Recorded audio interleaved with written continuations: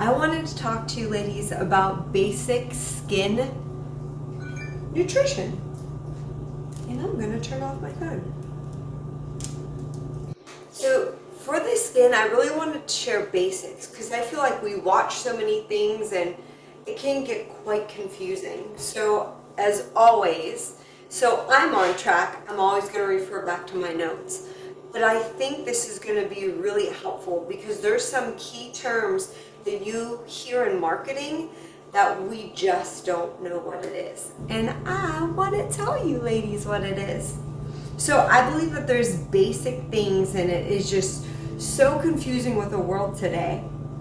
And this is what I have broken down for you. So I wanted to start with talking about OTC, over-the-counter products versus pharmaceutical grade. So over-the-counter are things that we get over-the-counter, meaning there's no medical esthetician, there's no doctor, there's no physician, there's no dermatologist that has to assist us. So we don't have to go into a medical clinic or a spa. It is just going into different places to be able to purchase things.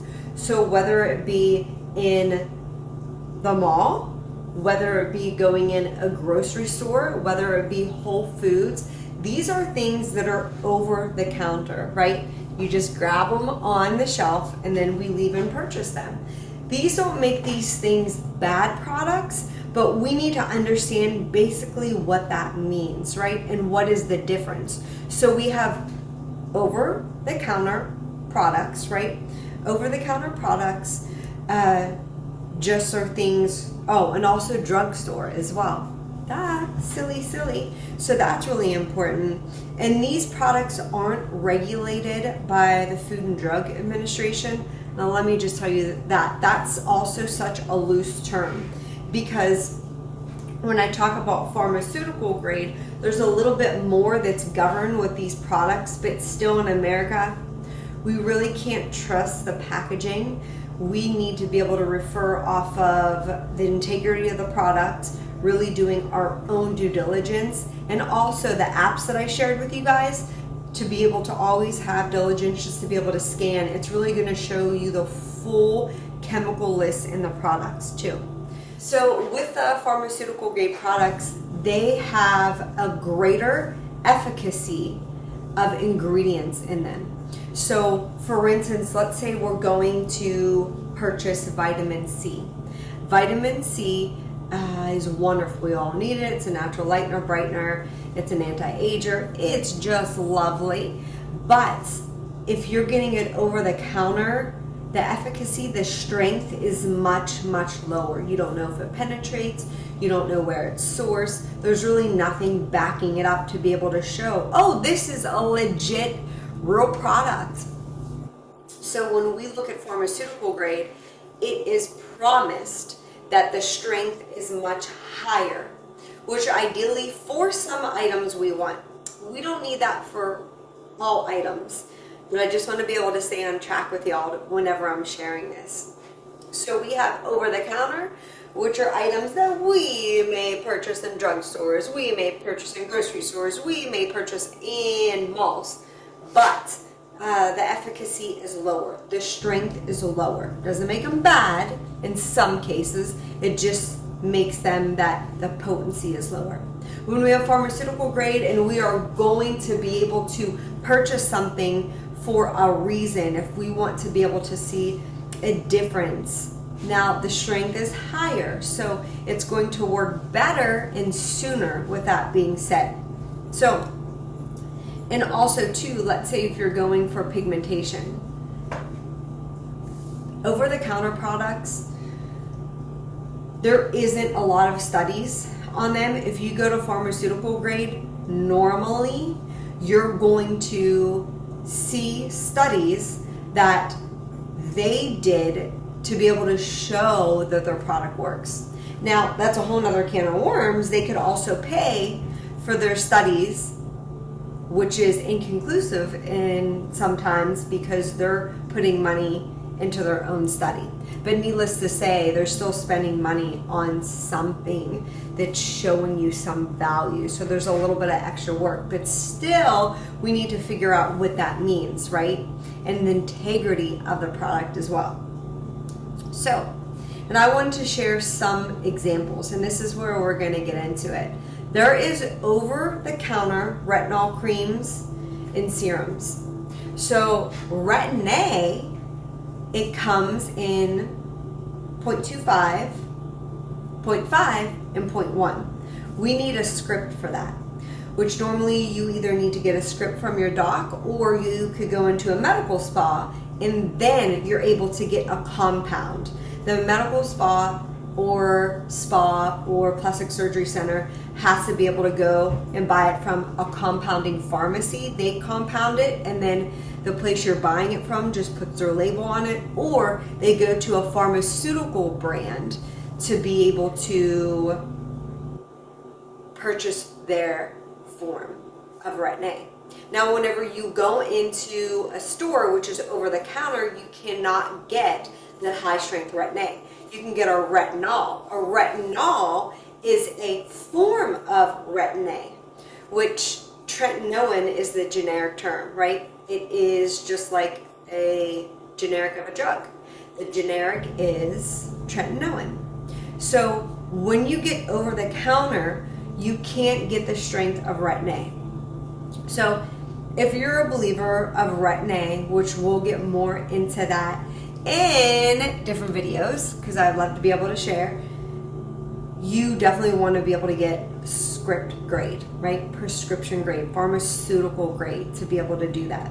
So knowing if there's a difference, if you're doing anything with glycolic, salicylic acids, anything over the counter is much, much less. Why is that? Well, there's no person standing in front of you assessing that went to school saying, oh, well, you need this, or you need this, or how about try this? So they can have a lot more reactions, lawsuits. So it's better that it is less effective, right? So that also brings me to be able to talk about the next thing too. Oh, go me. I put some pretty good things in here, y'all. Pretty good things. So as far as if you want to be able to address texture issues with our skin, with acne, or as we age, over-the-counter retinols aren't gonna cut it. They're not. They're a good place to start if you wish, and if you use it, it's okay, right? This is why we're here together teaching each other. But it's something that you want to be able to progress to pharmaceutical, or to be able to have a script to be able to use the best product so you could see a difference, right? So if you're wondering, oh my goodness, what do? I want to be able to purchase Retin-A. I don't know where to go. There's a few things that you could do. If you didn't want to be able to go into a medical spa, plastic surgeon's office, a derm's office for Retin-A, you're like, I don't want to do that. You know, with the cost, paying that, I just don't want to do that. You can Google buy Retin-A online. And I haven't purchased myself. I have purchased for clients. So what it's going to ask you is your insurance card, or if you don't have insurance, basically you're paying for a doctor on that site to review all the questions you answered to be able to receive a pharmaceutical grade product.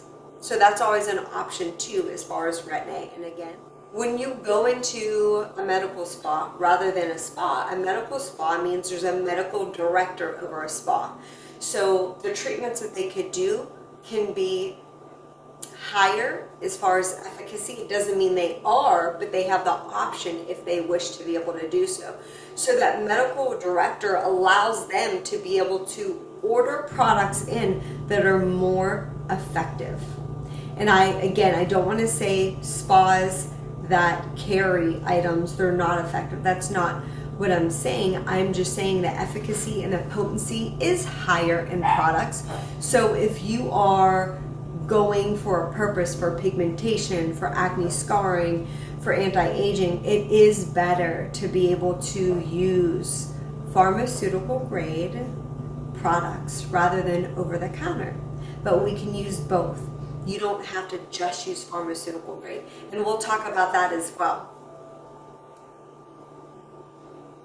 And I also wanted to be able to share too, based off of pharmaceutical grade products, and there is some organic products that are able to do this, but again, because normally they're organic, smaller companies, they don't have the medical backing to be able to do this. But with our skin, our molecules in our skin and the molecules in the product have to be tiny enough to be able to pass through the skin barrier of our skin. So if we're using a product typically over the counter, because it is normally less expensive, they use possibly less expensive ingredients. It's not going to penetrate through the barrier of your skin. It's going to sit on the top. So you're using a serum or you're using a cream, and it's not effectively penetrating, treating the skin. It's just moisturizing top, but not on the bottom. So we want to be able to use the things that actually penetrate to be able to treat our skin. And when ladies say that, oh my goodness, I just want a cream that tightens and makes me look younger. If it existed, there would be no creams on the market. Creams will not tighten your skin. They will not take away wrinkles. They help assist as supplemental to clean, to help bacteria to be able to soften the surface, and you could protect it. You can give it antioxidants. You could do all these things just like food for our body. It's the same for our skin. Now let me preface this with whenever I say it cannot take away wrinkles, there are products that are very chemical based that you could put under your eye and it smooths it out temporarily. It's like a plaster. When it dries, it stretches the skin. It is not targeting the problem. It's just a superficial fix. Now, that's okay if you want to be able to go to an event and get an eye cream like that. Peter Thomas Roth has an eye cream like that. There's so many that are out there that are like that. They are chemical. They are very, very laden with chemical. Nothing natural can do this, can assist in smoothing out. No cream, it just doesn't exist. If it did, I would know about it and I would use that. But, so just putting that out there. And also knowing that tretinoin is also known by the brand name Retin-A.